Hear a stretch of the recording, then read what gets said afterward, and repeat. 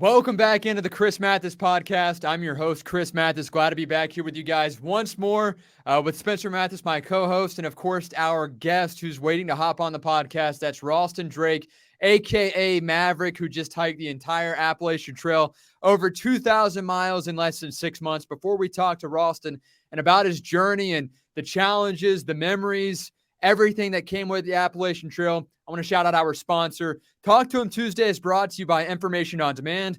Whether you need criminal background checks, drug screenings, E-Verify, academic accreditations, or other screening services, they've got you covered. Doesn't matter if you're in Georgia, if you're in Florida, Nashville, if you're on the Appalachian Trail, they can get you the information you need in just 8 hours or less. That's Information on Demand. They're fast, they're accurate, affordable pre-employment background screening services. Give them a call today at 855-914-4636, or you can visit them at informationondemand.net. The information is down below in our bio. And most importantly, our guest for today's show, Ralston Drake. And without further ado, here's our guy, Ralston Drake. How's it going, man? Hey, Chris, Spencer, how's it going? Great. Man, we're doing great. We're excited to talk to you about a journey that you just went on, and you accomplished the feat of hiking the entire Appalachian Trail in less than 6 months, which I believe the average is 6 months, but you did just under 6 months, 5 months and a week or so, which is pretty incredible as you hiked nearly 2,200 miles. First of all, what sparked your interest in trying to go out and attempt this feat of hiking the Appalachian Trail? I don't think everybody just wakes up with a, hey, I want to go hike the AT. Yeah. I mean, we all grew up in Blairsville, Georgia, and so the AT's like in our backyard. It's funny, I didn't realize just how close Blairsville is to the start of the trail. It's like 30 miles from Springer Mountain, which is really, really close. But yeah, I've always been interested in it, just growing up around it, but I just thought, like, I can't hike the trail. I've got college, I've got work, I've got a whole life I've got to live. Like, there's just no way. Like, that's ridiculous. But yeah, it all kind of like really started when I graduated from college, and I don't know. I just feel like I told a lot of people this on the trail. I just was like that typical millennial who was like, I hate corporate America. I don't like my job. I want to like pursue the things that I want to do and pursue my dreams. And so I just got to thinking one day. I was like, like, I don't have a mortgage. I don't have a spouse. I don't have anybody depending on me for anything. So really is the perfect time to go for it. So yeah, and I'd always been into hiking. I mean, I've been very fortunate to have gone a lot of different places to hike and to see the world. And so yeah, I was just like, let's just do it. Let's just go for it. And I had some friends. Well, I do want to mention I had some friends of mine who they did that. Like, they quit their jobs. They went to hike the PCT out in California. And I called them up one day and I just was like, hey, like, what was that like for you guys? And they were like, dude, it was hard, but like, do it. It's worth it. So it gave me the confidence that I needed to say, okay, like, it's time. Let's dive in. Let's go for it. And this journey started just a couple of days after I saw you at Lauren and Tyler Owenby's wedding. We talked about this, and I said, hey, maybe one day after you accomplish the trail, you can join our podcast. And don't quote me on this, but I think you said something along the lines of, yeah, if I finish it or something like that. And you did just that. I said, I think you're going to get it done. And you did that with flying colors. It started April 25th, and you finished your journey just over a week ago on October 3rd. How does it feel to accomplish something like this, something that only 4,000 people try to do on a yearly basis? And I would venture to say maybe half of them accomplish this feat of hiking through 14 states. We call it the Appalachian Trail. Yeah, so I was number like 1,200, I think, that finished, like 1,258, I think. So yeah, it's like a fourth basically of the people who finish. It's just surreal. Like, you come up over that last ridge and you see the sign, like the Katahdin sign where you end, and it's just like, it just blew my mind. Like, you have all the memories rushing back in of like the hardships, the friends you made, the beautiful things you saw. And it kind of is emotional. Like I just kind of started tearing up thinking like, holy cow, like I'm a through hiker now. Like I did it. Like I can officially like call, like because the whole time that I hiked the trail, people would always ask me that I would see, they would be like, well, are you going all the way?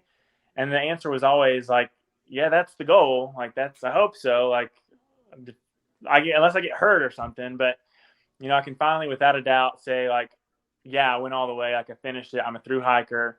So yeah, it's a pretty cool feeling for sure. What was your response from your family and friends whenever they found out that you were serious about hiking the Appalachian Trail? That's a great question. So, I mean, I had some friends of mine who were just like, dude, that's awesome. Like, that's so cool. But, my family members were I wouldn't say they weren't supportive, but they were very, I don't know, apprehensive about it. It's really funny because the first question they asked me was, are you going to take a gun? Like, are you going to bring a weapon? Are you going to like, what's your plan for like, survival as far as just like, what if you get attacked by a bear? What if there's some crazy guy? And I just thought it was funny, like how that's where their mind went, like just immediately went to like worst case scenario. But it was fun kind of educating them along the way of just like, it's not really like that. Like there's a bunch of people out there. We're all trying to hike the trail, and we're not all crazies. I mean, there are a few kind of, you just never know. But for the most part, like, it's a great group of people who's all like has each other's back. Like I've never met such incredible people in my life on the trail. And yeah, so it was just fun kind of educating them along the way of like, yeah, you don't need a weapon. And also like animals are like, I never had a problem with animals. Like I saw 3 bears the entire time I was on trail. They never bothered me. They always ran away. Never saw any like coyotes, fox, like nothing. That was never an issue. Yeah, that's incredible. And obviously, you talked about your family's biggest concern was, you're going to have a gun on you. What will you do if an animal attacks you or if there's a crazy person out there? What was your biggest question mark heading into your first day as you prepped for hiking the Appalachian Trail? Oh, my biggest question for sure was just like, can I repeatedly do this? Like, there was no doubt in my mind that I had the physical capability of like finishing the trail. But it was always, I was so nervous because I just thought, like, mentally, am I capable of pushing through for 162 days, getting up and walking every single day? Because, I mean, you see some really cool stuff and there's some really great moments, but there's a lot of monotony. There is a lot of just grinding. There's a lot of just forcing yourself to get up and walk, forcing yourself to, after a break to say, okay, like I've got to keep going. I've got to keep pushing. I've got to keep getting miles. And so that was my biggest concern, was just like my mental capacity. Like, could I keep going? Could I keep doing it mentally? Not just physically, but it was just the mental battle. Just like with all things in life, if it's new, even if it is difficult or challenging or obviously something fun, the first couple of days kind of seems surreal. So it kind of feels like a dream per se, like it's not reality. However, I'm sure maybe after a couple of days or maybe a few weeks into your adventure here on the Appalachian Trail, it hit you like, man, this is real. I'm out here. At what moment or what point in time did it hit you like, this is real? Was it the moment your parents dropped you off at Springer Mountain, or was it a weekend, when you were trying to find food? What would you say that first moment is of this is real? It was, okay, that's funny because I remember this exact moment. I was hiking up to, I'm pretty sure it was Waya Bald, right after Franklin, North Carolina. So I was probably a week and a half, 2 weeks in at that point. And I just remember like thinking to myself, like, yeah, this isn't just like a week-long backpacking trip. Like I had been out there 2 weeks. It was, I was like 150 miles in, and it finally just hit like, I'm out here. Like this is like, even then I got kind of emotional because I was like, man, like I'm doing it. Like I'm putting my foot forward. Like I'm not giving up. Like I haven't, and at that point in time, like I had some foot issues and I hadn't had too bad of weather, But I don't know. I just remember that point being like, man, like I'm really doing this. I don't know why it was there, but it was just like after 2 weeks, I was like, holy cow, like I think I have what it takes. I was like, I think I can do this. So I've always wondered, how bad does everyone smell on the trail? And do you eventually just get used to it and just not even think about it at some point, or do you just always smell it? Because I've always thought that maybe, I mean, I've walked up to the Wallacea a couple times, and you know, We smell pretty bad. We smell pretty bad. You get used to it and you get kind of nose blind to it. But I mean, like every time that we got a hitchhike into town or somebody picked us up, like a shuttle driver or whatever it may be, like they always would roll their window down. And you just knew like, oh, I do stink really bad. But here's what's crazy though. You know how bad you stink because like you start to notice how good other people smell, like normal people. Like I'm telling you, it was the weirdest thing ever. Like I was in the Smokies and there were a bunch of people doing day hikes. And I mean, they're out there, they're sweaty, like they're getting after it going on their day hikes, but they smell like they just got out of a shower. Like they smell so clean. They smell so fresh. They smell so fresh and so clean. Yeah, exactly. Yeah. Yeah. And I'm just like, man, like if they smell that good, I probably smell that bad. So your trail name was Maverick. How did you get your trail name, and what was the best trail name that you heard, and what was the worst trail name that you heard? Oh, okay. Yeah. So trail names are an interesting part of the AT. I'll kind of let me talk about that for a second. Mm-hmm. So your trail name is generally like given to you. I mean, you can pick your own trail name, but traditionally, and there's no like hard fast rules on this, but traditionally like it's kind of bestowed upon you by another hiker. And usually it just is some story, as something that happens to you. So how I got Maverick was, I was in Franklin, North Carolina, and I was staying at this hostel there. And the guy who ran the hostel was just an interesting individual. His name, well, I don't want to get into that, but he just was like very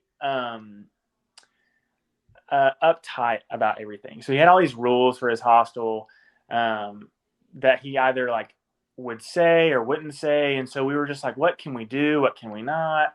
And so we kept breaking these rules, like, and he kept getting mad at us for just the littlest things. Like we didn't have any like blankets for our bed one day. So we just found these blankets in the corner of his house. And then he got mad at us because he was like, those aren't the right blankets. You should have asked me before you just got blankets. And we're like, dude, you run a hostel. There's no blankets. You've got these blankets in the corner. Like, what were we supposed to think?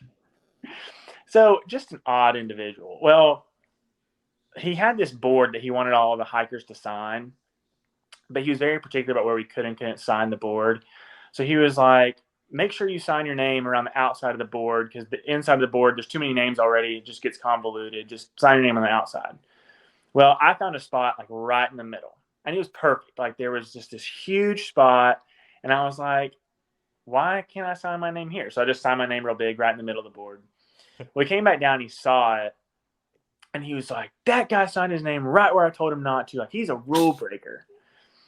So everybody started laughing at me, calling me rule breaker for like making this guy mad. And I was like, I can't be known as rule breaker on the trail. Like there's there's this thing called leave no trace, which is just the principles of just basically if like leave it better than you found it, right? Like don't leave trash. Don't make sure if you're going to use the bathroom that you do that properly, that kind of stuff. So I was like, hey, I can't be known as rule breaker because then everybody's going to think that like I don't care about the woods, or like no hostel owner is going to let me stay at their place. So one of my buddies was like, what about Maverick? That's kind of a close second. And I was like, yeah, for sure. I will definitely take that one. Much better than rule breaker. Oh yeah, a whole lot better. But yeah, best and worst trail names, man, there are some good ones out there. There was one guy I loved. His name was Jimmy Dean, like the breakfast sandwich.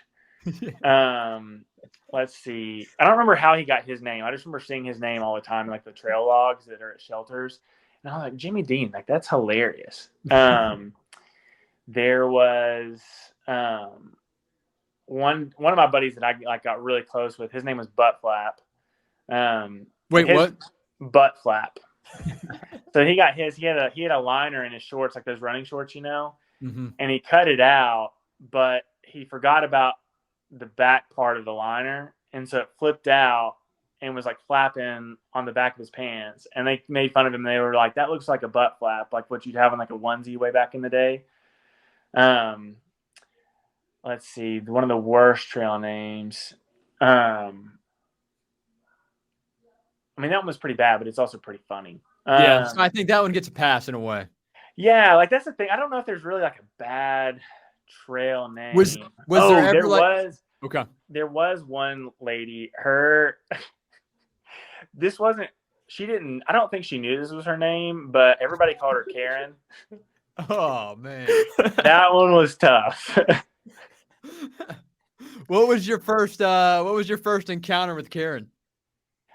Oh, she got so mad at this hostel owner, and it really fit her perfectly. This dog that the hostel owner, it was the hostel owner's dog, started barking at her, and she pitched a fit, and it was so awkward. I was like, she got so mad at the hostel owner and was like, I can't believe your dog like barks at people, like he should be better trained, blah blah blah. And we're like, lady, it's a dog. Like, That's what they do. Yeah, like it's fine.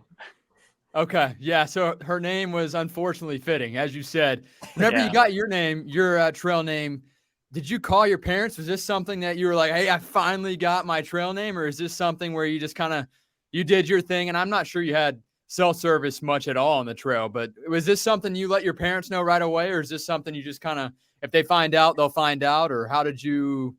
Was it a big deal? I was in Franklin, North Carolina, so I was in town, so I was able to have cell service and kind of get a message out there. But it's really funny because I had a YouTube channel the whole time that we kind of have talked about a little bit. Quick. Yeah. Oh yeah. So it's a Ralston Trail. If you're curious what the YouTube channel is, shameless plug there. But anyway, so I had all these people like messaging me on my YouTube channel and on my Facebook page. And like, there were so many people who were so curious, like what my trail name was going to be. It was funny because every comment, like every time I posted something up until that point, people were just like, do you have a trail name yet? Do you have a trail name yet?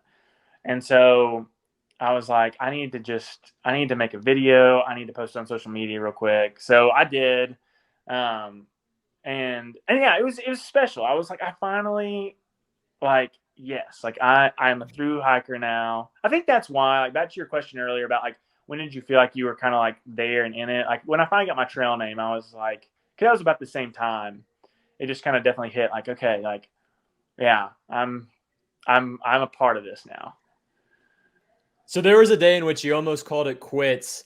Walk us through that day and what ultimately led you to continue to trek on.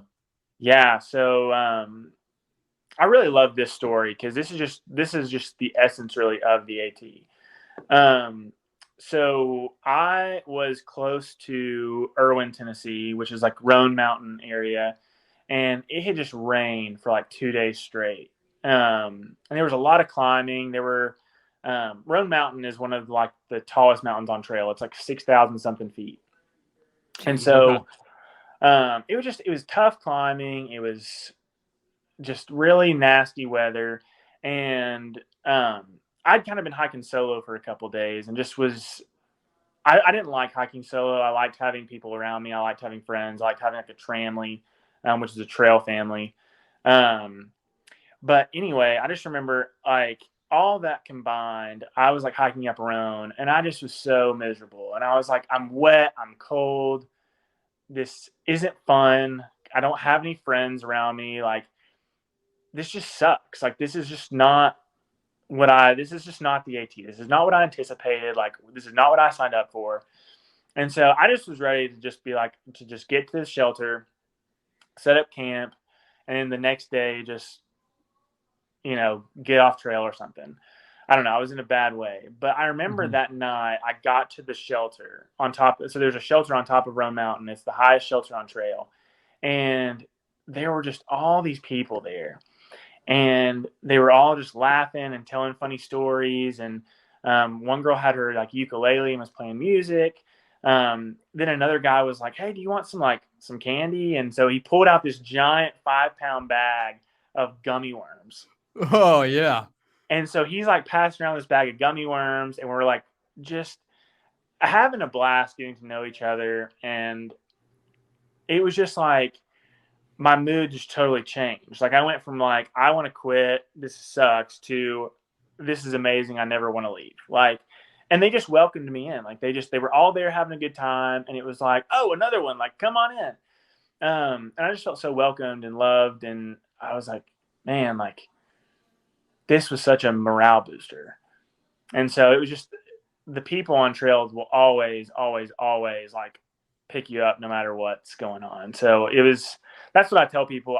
Somebody asked me a question of just, like, what advice would you give to somebody on the AT? And I was like, man, if you're having a bad day, get to a camp with people, like find another hiker. Cause I promise you, like it will change. It'll change your day. It'll make you feel better, and you'll be able to get up tomorrow and hike again.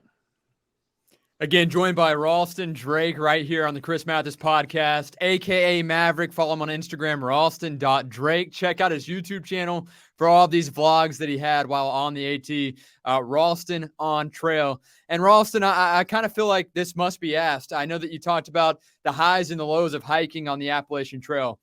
If you could describe the Appalachian Trail and your journey in one sentence, what would that sentence be? Oh, gosh. It's the hardest, most challenging, but most rewarding thing you'll probably ever do. It's just, it's so funny because we talked about this on trail. So at the very end, like that was just kind of like what was on our mind. Just like, how do we even tell people about this? Like, what do we say? Because you're miserable a lot. Like, especially in the middle of summer when you're going through Pennsylvania and you're going through all these, like Pennsylvania, New York, like there's just a lot of states in the mid-Atlantic that are just not interesting. They're very monotonous. There's not a lot of just like big, crazy views. You're just kind of having to slug through it. And you go through like really in the middle of summer. And this past summer, there was a lot of heat waves, and it was dry. There was no water. It was just like 90 degrees every day.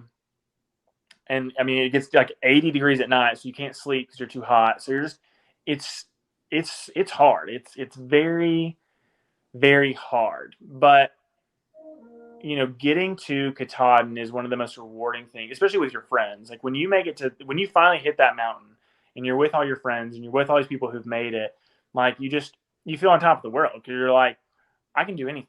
If I can slug through, if I can slug through Pennsylvania, if I can slug through the heat, if I can slug through the drought, if I can like slug through every mountain, like what can't I do on this world? So it's definitely like one of the best feelings ever. And just the confidence that it builds in you is just incredible. I have to ask this question as well, because as somebody that's done a few couple of hour hikes, I wouldn't even call it a day hike because maybe my longest hike was 3 or 4 hours. But that's I enjoyed pretty good. it. That's a day hike. That's a day hike? Okay, cool. Yeah, hike. I enjoyed it a lot. I really did enjoy it. I kind of like to step away from reality or from the outside world and kind of just hone in on what's ahead of me. You have to keep walking forward, as you said a few moments ago. But I feel like obviously staying overnight, not only one night, not only a week, a month, but nearly 6 months every night forever is something that would be challenging in terms of trying to find food or maybe water, trying to find shelter for that night, or going to the bathroom. What would you say was the most difficult day-to-day challenge that you had? You talk about having to get up every day and just go and push forward no matter what. But in terms of maybe finding the necessities, sleep, whatever, what would you say was the most difficult day-to-day challenge that you faced? Man,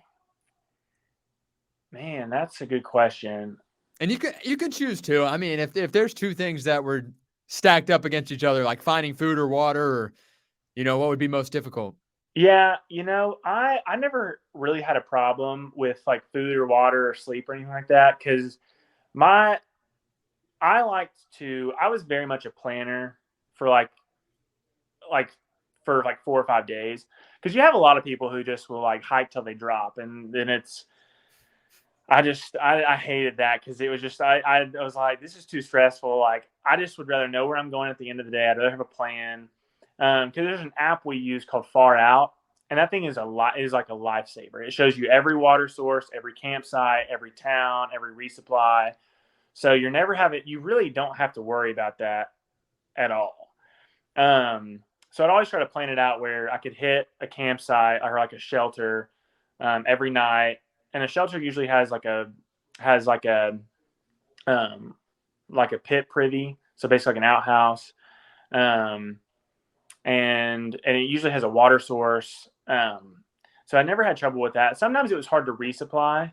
I did have a challenge with that a couple times. I'd be like out of food. Like one time I had to just like take a complete shortcut on the trail because I was like, oh, I ran out of fuel.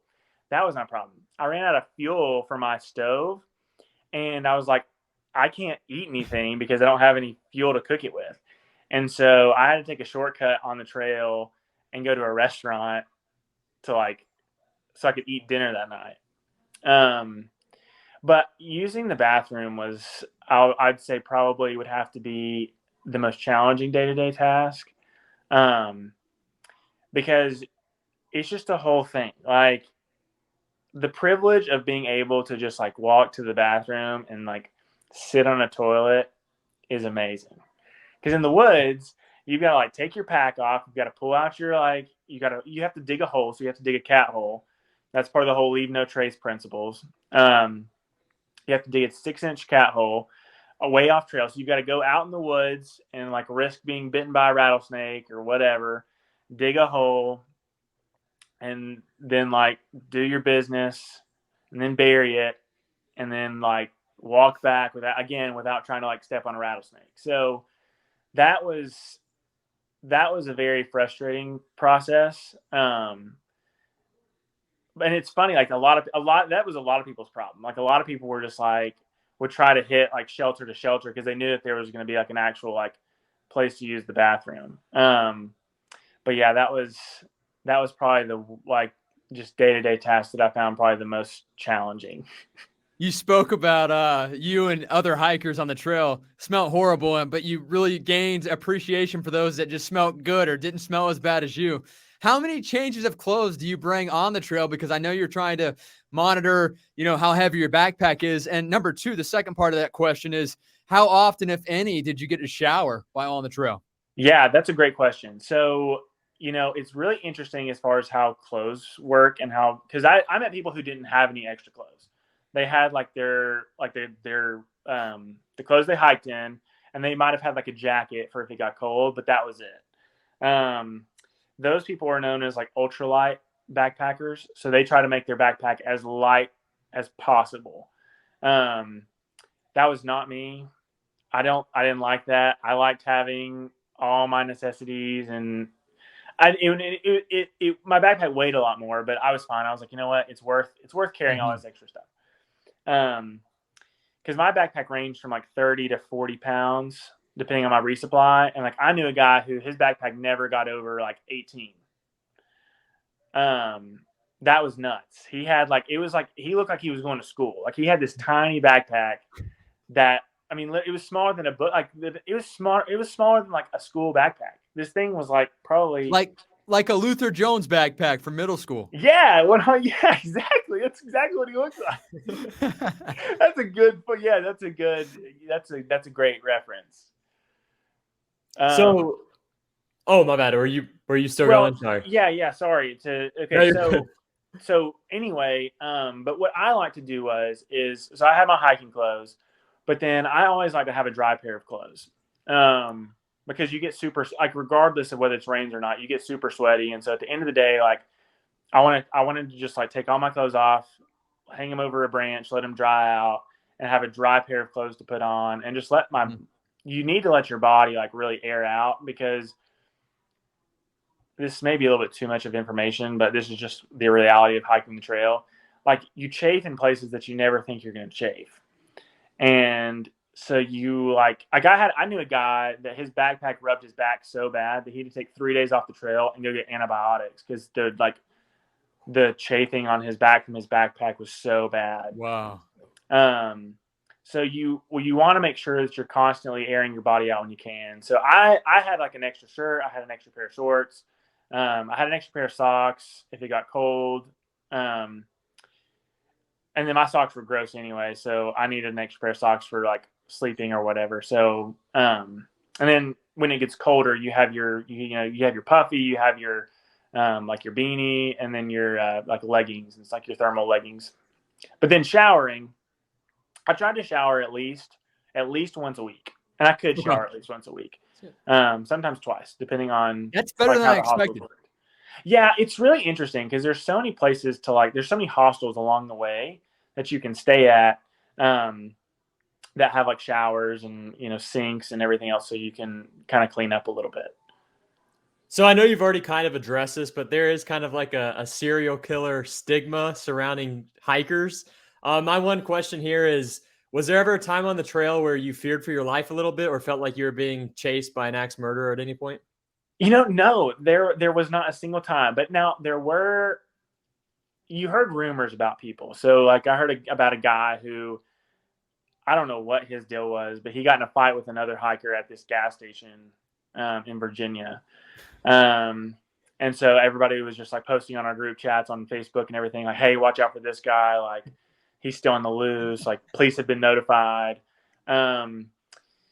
There was another guy at the this guy started before I did, but apparently he was like harassing some like women and stuff. So, but I'm telling you, the trail community, like they look out for one another. So if you're creepy and like you're doing things you shouldn't be doing or whatever, like it will get put on all of like the Facebook post. It will get in all the group chats. Like people will know who you are and people will avoid you. So for all the creepers out there watching right now, yes, Ralston said that all the other hikers will understand and find out that you're creepy. So yeah, we will know. We will find you. We will know who you are, and we will avoid you, and we will probably notify police. So there you go, guys. That's hiking in 2022. Now there was one day, Ralston, that started off perfectly and ended up in a nightmare for you. Talk about that day in New Hampshire, that day and night, if you will, and what exactly happened and how things kind of lightened up. Yeah, so this is probably like one of the best stories I have probably on trail. This was the day. So we did the Presidential Traverse this day, which is in New Hampshire. So if you're not familiar with what that is, so Mount Washington is the tallest mountain in New Hampshire. It's like 6,200 feet, but it's completely exposed. So tree line is like way, way, way below it. Like tree line's probably a mile off trail. So you're completely exposed to the elements on top of this mountain. And there's a whole like ridge line that basically runs 12 miles. So it's like 6 miles up and then 6 miles down, with other kind of peaks that you hit. So that's why it's called the Presidential Traverse. And they're all named after presidents. So you've got Monroe, Lincoln, Eisenhower, Adams, Jefferson, Madison.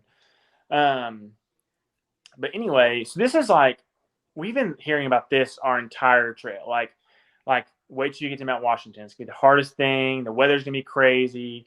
Like, I mean, people die every year on this mountain just because of they lack the awareness that it's dangerous up there.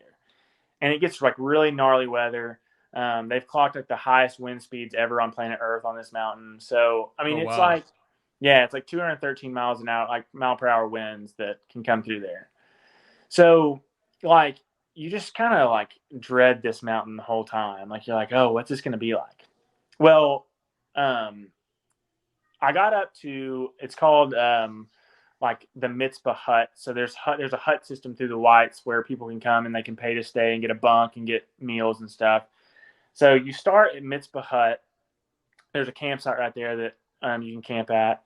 And your goal that day is you're supposed to go 16 miles across the Presidential Traverse and then down over Mount Madison down to this to Osgood tent site. So that was my plan, was just to do that. And I was like, this will be a piece of cake, no problem. Well, it all started out when I got to Mitzvah, and there were like 60 through hikers there, which is a lot. That's a lot of through hikers to be in one spot at one time. And they had zeroed the day before because the weather was so bad on Washington the day before that they wouldn't allow them to go across. And Ralston, real quick, zeroed means they laid out, they didn't hike at all that day. Oh yeah, sorry. There's a lot of hiker terminology. Yeah, so 0 days you do 0 miles. So that's your rest day. We call them 0 days. I learned that. Sorry, I learned that by watching your videos, Ralston on Trail on YouTube. Nice, you're paying attention. You're gonna ace the test. Yeah. So it just backed everybody up. So you have all the people from the day before and all the people coming in, and so you just have this giant group of through hikers that have just like merged together, like at this one spot. And so anyway, so we all come together, we all get there, and we're all expected to like all go over that day.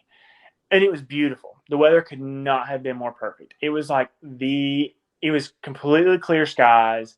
It was like 50 degrees, which is like beautiful hiking weather, and no wind, no nothing. It was perfect. And so we're all just like getting up, and like we start getting up over the mountain, and it's gorgeous. Everybody's like stopping to take pictures, and nobody's in any rush to get anywhere. We get to the top of Washington, and we're just like, we don't want to go anywhere. So we sat on top of Washington for like 4 hours. And there's like it's like very tourized up there. You can drive up to the top in your car, and there's like a gift shop and a cafe and some other stuff. But yeah, it was just like we were like, we've hiked for so long, like there's no reason for us to get off this mountain. So we sat up there for hours and hours and hours just enjoying ourselves. Well, it came time to leave. And all 60 of us were up there, and we were like, okay, well, we have like 7 more miles to go to get down to this campsite. No problem. Well, we were not prepared for how hard of hiking these next 7 miles were going to be. And so we start down the mountain at 3:30, and soon it's 4:30, it's 5:30, 6 o'clock. And we're like, we've only come 2 miles. Like, we've gone nowhere. And like the sun's about to set, like, what are we going to do? And nobody, I mean, there were a bunch of different places to bail out and go down the mountain on different ways. But with through hikers, it's funny because nobody wants to have to like go down a mile, just have to walk back up and go back on the trail. Like we want to camp on the trails. So that way we can just get up and not have to walk any extra miles, which is funny. Like we already walked like a million miles anyway, like, but we're just late. Like it's the weirdest thing ever. Like we shouldn't be that lazy, but we are. So anyway, so we all like, first of all, so we're all like going along, like going on our way. Well, like the whites are super dangerous. So one of my buddy falls. He like fell. He went completely face first off this rock. And all I just saw were his feet in the air. And I just hear like him moaning and groaning. And then he was like, oh God, that's a lot of blood. That's a lot of blood. And so I'm freaking out. So I'm like hurrying as fast as I can to get down to where he's at. And like, he's got blood running all down the side of his face.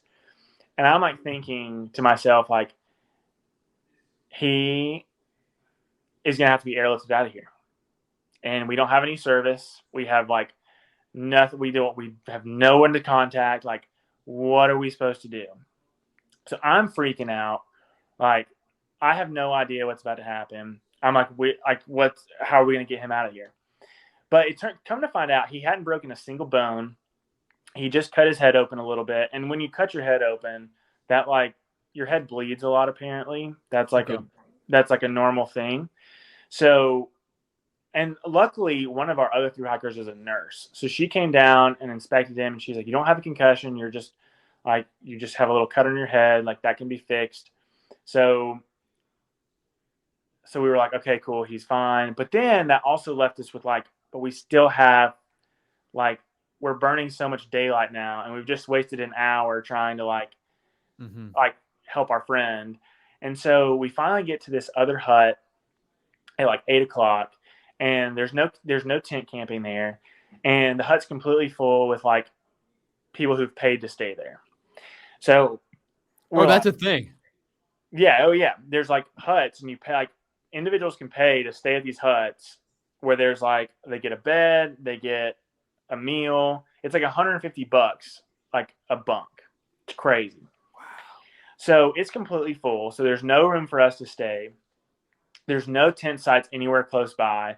And there's like 30 through hikers that show up at like 8 o'clock as the sun's going down. And more, like we see more like coming down, like we see like more headlamps coming down the mountain.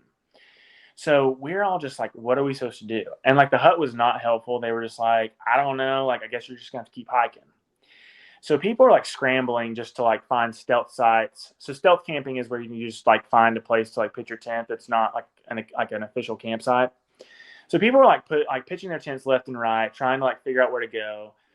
Well, I just got frustrated because I was like, this is ridiculous that like we're all having to scramble at 8 o'clock at night to like find a spot. And it was kind of our fault, kind of not. It was just crazy. So then I ended up having to night hike over Mount Madison, which is above tree line. Probably shouldn't have been up there like after dark.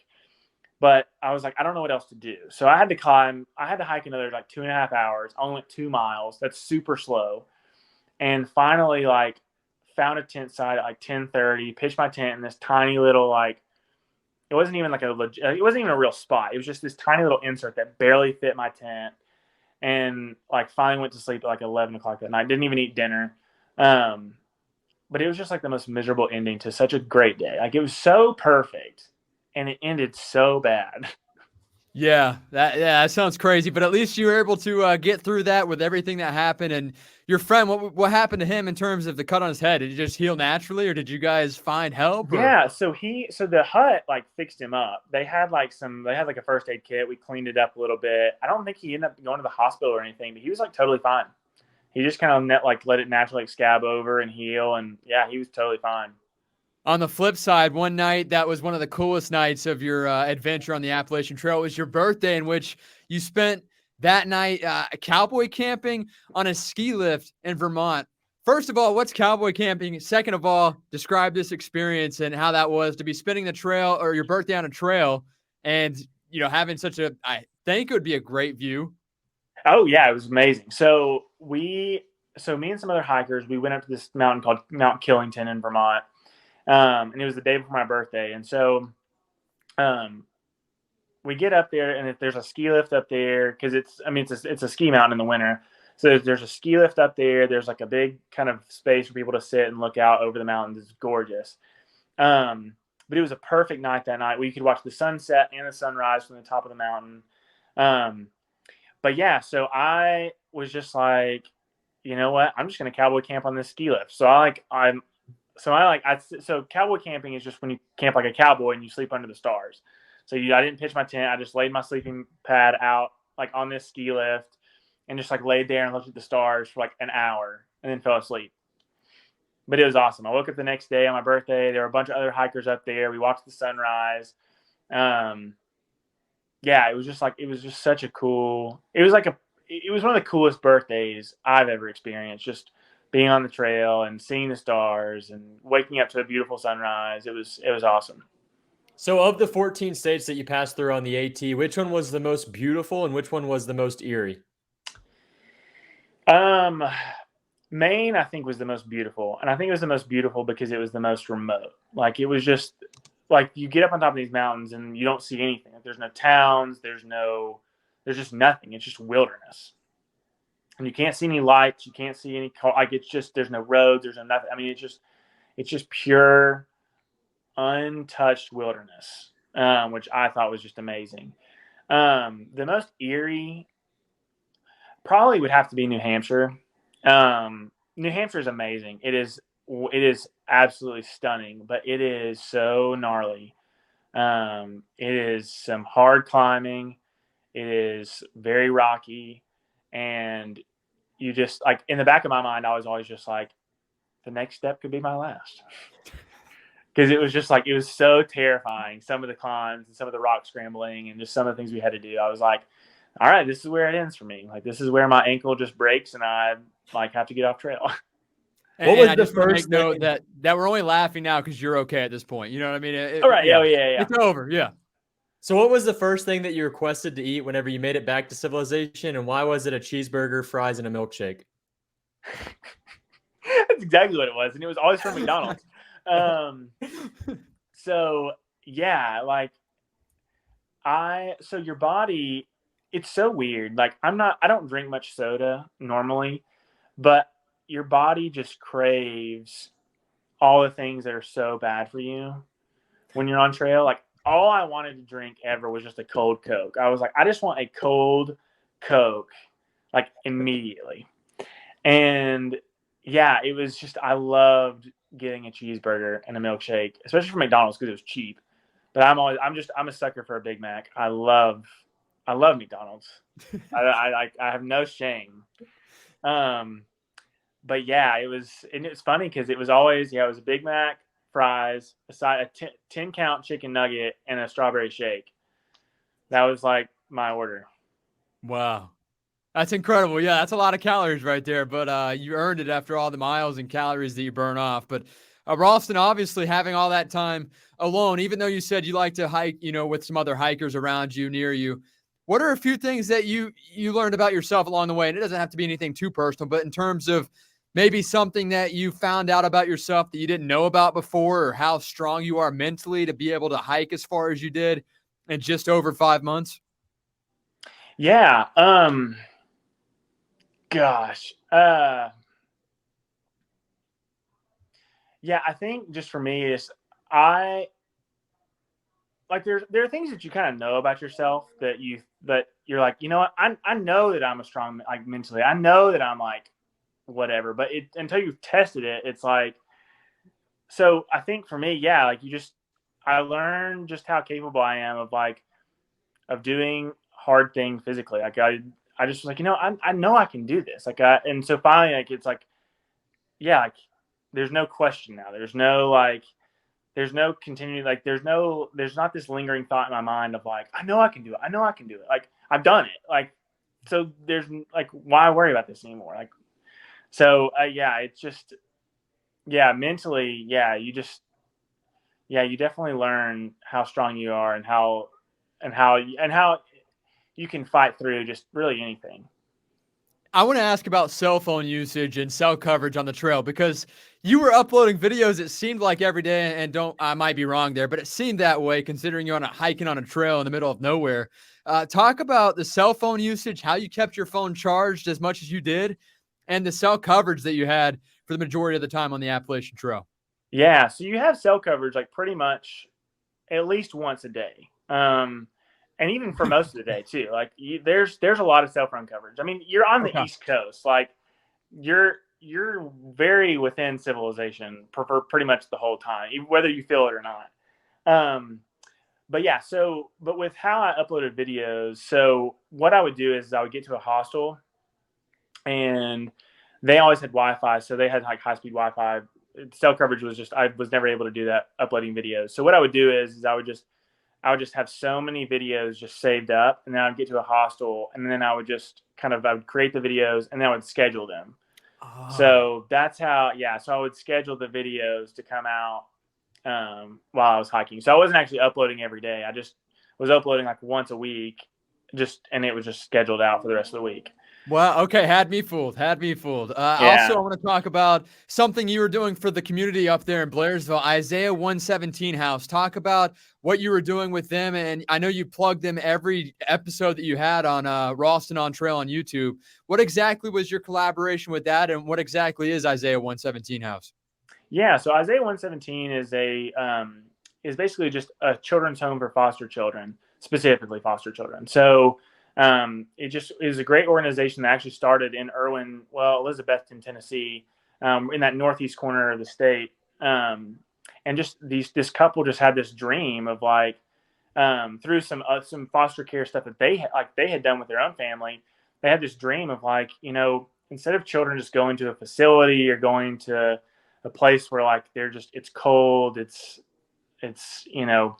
they're not like welcomed. They're just kind of put in basically a cubicle just to wait for somebody to like, to place them in a home. Mm-hmm. Why not put them in a home immediately? Like, why not give them love and care and a bed, and just because they've been through something traumatic. Like a lot of these kids are being pulled out of homes for domestic abuse and just God knows what else. And so, and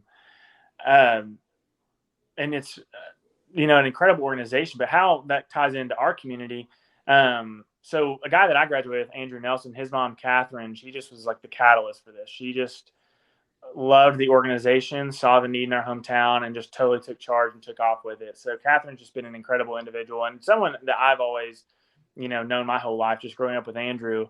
But I had heard about people using their hike as a fundraiser, and for me to start the trail, I just felt like I needed some sort of like external motivation, because I was like, okay, I can say all day long like I'm going to hike the trail, but I need something else. Like I need something like, okay, like now that I've like said like, okay, I'm going to do this as like a fundraiser, like now I'm committed. Like I can't back out now. Like I needed something to just be like, listen, like you've kind of committed to this. Like you're in, you're locked in. But I also just really just love the heart of that organization, and just I love I love my community so much, and just the people here, and even just my own just desire to like follow my dreams. I was like, I want to inspire kids to do that too. Like I want to inspire kids to be able to think about their lives more than just like, oh, like here's what I'm supposed to do. Here's all the boxes I'm supposed to check. Like, no, like be creative with your life. Like really think about like, what do you want to do? And like, how do you structure your life to where you can do that? And that's something that I learned a lot about, even just hiking the trail. Like, how do I structure my life to where, where I can hike the trail? And it was like, okay, well, that required me to save up my money and not commit to other things, and to, go ahead and start training my body to like endure hiking for months and months and months. So just hoping to inspire, kids to do that. So I love the mission of Isaiah House. So I was like, this would be a cool way to hike the trail, to have, to support that organization.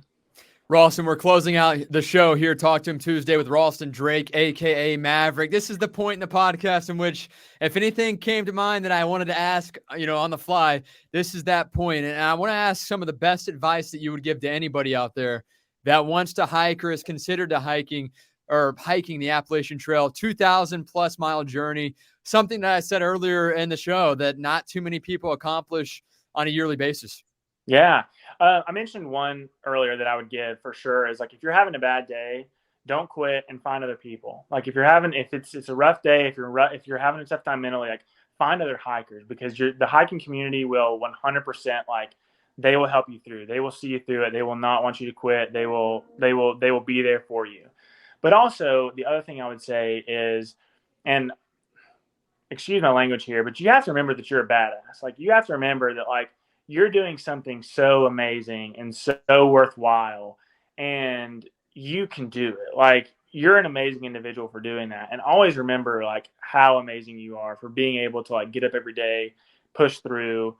Cause that's what I had. I mean, I know that sounds weird to just be like I'm awesome. Like I'm great. I can do it. Like you have to remind yourself that you are capable, that you can do it. Like, I mean, it's important to stay humble, but it's also important to know like your own capabilities, and to be proud of that, and to have confidence in your abilities. So yeah, you definitely have to remember just like that you are capable, that you can do it. And to tell yourself that, because that self-talk is super, super important. All right, Ralston, my final question for you is, there are a lot of like myths and urban legends surrounding the AT about skinwalkers and wendigos and stuff of that nature. Were there any crazies on the trail that tried to scare some people, or did any people think that there were wendigos or skinwalkers around them at any point on the trail? I don't think so. I think there was one person who thought, I don't know how serious they were, but they could have sworn they heard a Bigfoot. But no, I mean, nobody really got into that. I had some friends who did caution me about that though. They were like, you need to look out for skinwalkers. And I was like, I don't think that's real. But, but no, that's not too big of an issue. The only people who would probably even mention that or even be worried about that are probably just the crazy, crazy drug addicts that are on the trail. You do come across that. That is something I probably should mention, is like, if you are going to hike the trail, you need to be tolerant of certain things. And one of those is drugs. There's a lot of drugs out there. and you like, nobody's ever pressures you to do it. Nobody ever but it's just out there. It's something that's going to be on trail. It's something that you're going to have to deal with. And it's something that, if you're just not about it and you just don't want to be around it and you're like, these are not my people, then maybe it's not for you. But that is something that a lot of hikers do. And like, no judgment, but it's just out there. It's part of it. All right, I made up my mind. I'm going to hike the AT. Nice. Yes, that's what we like to hear. Ralston, a couple more. You would have a great YouTube channel. Like, that would be so much fun. That would be cool. A couple more questions here as we round out this episode. It's been a lot of fun, Ralston, and I know a lot of people, all of our listeners right now, are enjoying this and have learned something, and maybe they, are interested now in trying to hike the Appalachian Trail, or more importantly, just try to go out and take a risk at something, even if they know it is a challenge. But Ralston, what's next for you? Obviously, you just took nearly 6 months of your life after college from reality, and you kind of made the trail and trail life reality. Do you have a game plan as to what's next for Ralston Drake? Yeah, I don't have like a long-term plan, but right now the short-term plan is, so I actually got a job through another one of my through hiker buddies. I'm going to New Mexico to work at a ski resort this winter. And then the plan is, hopefully, fingers crossed here, to start the Pacific Crest Trail next year. Nice. So you're gonna try to make this knock this out. You're gonna try. Yeah, I think I would really like to be like a Triple Crown through hiker. So that's where you hike the Pacific Crest Trail, the Continental Divide Trail, and the Pacific Crest Trail, the Continental Divide Trail, and the Appalachian Trail. So I've got one under my belt. And I really think I could do all three. So I'm revved up for it. I'm excited. Of the three trails, which kind of has that idea or belief that it's the most difficult? The AT. AT. Yeah. It's interesting. It has like the most elevation gain and loss of all the trails, which is interesting, since the Appalachian Mountains are not nearly as big as like the Sierras, the Rockies. But it's definitely, and it's not as scenic. Like, those other trails are so just like I talked to several people who are Triple Crown through hikers on the AT, and they're like, man, this one's like so difficult. Like, it's like the other trails are just, they're graded differently. The trails are maintained differently. The scenery is totally different. So the AT has a big reputation for being the hardest. All right, cool. So you're on the right track. Final two questions, and then we're out here on the Chris Mathis podcast. Ralston, that last stretch in which you know that you're done hiking the Appalachian Trail, how do you get home, man? You call your mom? Do they come drive and pick you up? How does this work? I mean, fortunately, yeah. So my parents came and picked me up, and we flew back from Boston. It was fun. We had a whole big road trip. I had some buddies that I finished the trail with come with us. But I mean, most people, like, I had a buddy that bought a bike at an antique shop, and he was going to ride it home to Buffalo, New York. Most people just, they take a shuttle. That was the craziest one. Most people take a shuttle from Millinocket, Maine, down to Bangor, Maine, and then take a Greyhound to Boston, and then usually fly out from Boston. But and then another guy was actually, there's this religious group that operates a hostel on trail, and they've got like this like old sailboat, because there's hostels all over there. It's called the Yellow Deli. It's got a kind of a reputation on trail for being like a cult. But anyway, they have like an old boat that they're sailing from Massachusetts back to Brunswick, Georgia. And I met this guy who's from Brunswick, and he was like, I think they're going to take me back. So he's like sailing back on this boat right now, back to Brunswick. Yeah. That's incredible. All right, final question for me, Ralston, then we'll close this thing out. What's something that you missed from the trail a week out from your journey on the Appalachian Trail? And what's something that, as soon as you got back to reality, your life away from the trail, you were just so thankful to have back? Oh, I miss my friends. I miss my friends so much, because they were just like, they just made the last part of the trail just so amazing. Like, the trail community, like I said, is just incredible. Like, the kindness, the fun, just everything about it. But I definitely miss my friends a ton. As far as just like thing that just life has made so much easier, again, like a toilet. In a car. I'm telling you, like, like my me time is in my truck. And so I like have really enjoyed being back and being able to just like jump in my truck, blast music, and just have some time to myself.